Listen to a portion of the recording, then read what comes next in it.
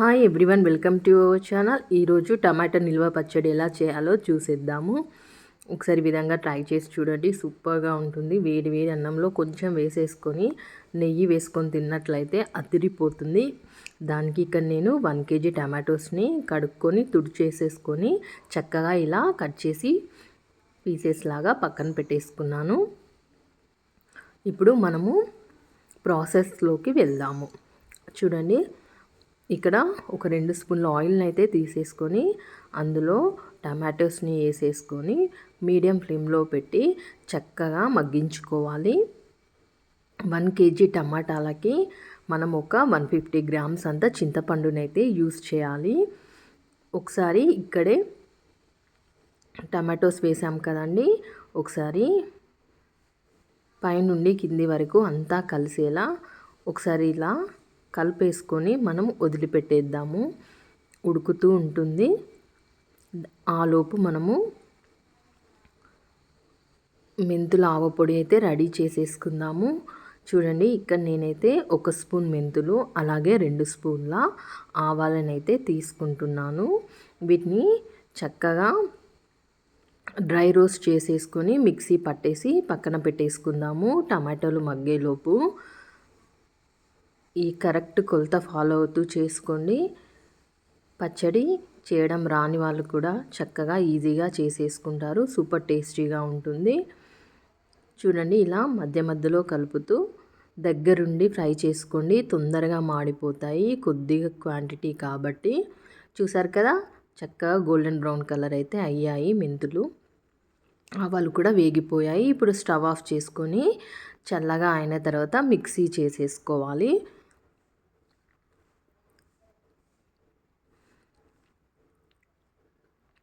చూడండి, వాటర్ అనేది కొద్ది కొద్దిగా రిలీజ్ అవుతుంది.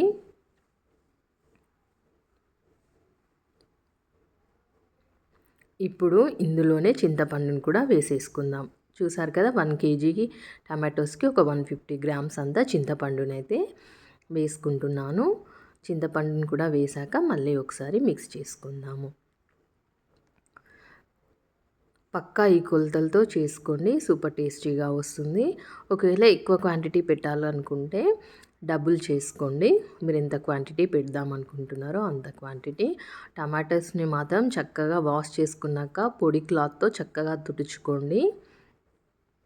చూడండి, ఇంకా ఎసరు అనేది టోటల్గా దగ్గరికి అయితే వచ్చేసేయాలి. టమాటోస్ అయితే చక్కగా మగ్గిపోయాయి కదా.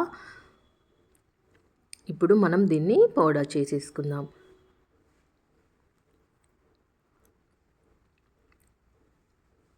చూసారు కదా, టమాటోస్ చక్కగా మగ్గిపోయాయి.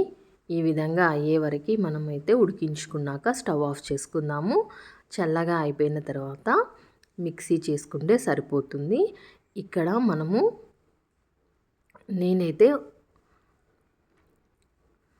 కొద్దిగా పసుపు అలాగే ఆవాల మెంతుల పొడి ఒక 1.5 స్పూన్, అలాగే కారం వచ్చేసి ఒక 2 గ్లాసులు టీ గ్లాసెస్, 1 గ్లాస్ వచ్చేసి సాల్ట్ అండి.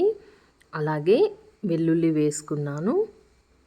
ఇవన్నీ కూడా అందులో వేసేసి ఉడికించుకున్న టమాటోస్ ఇవన్నీ కలిపి వేసి మిక్సీ చేసుకోవాలి. చూడండి, చక్కగా ఈ విధంగా అయితే మనం గ్రైండ్ చేసుకోవాలి.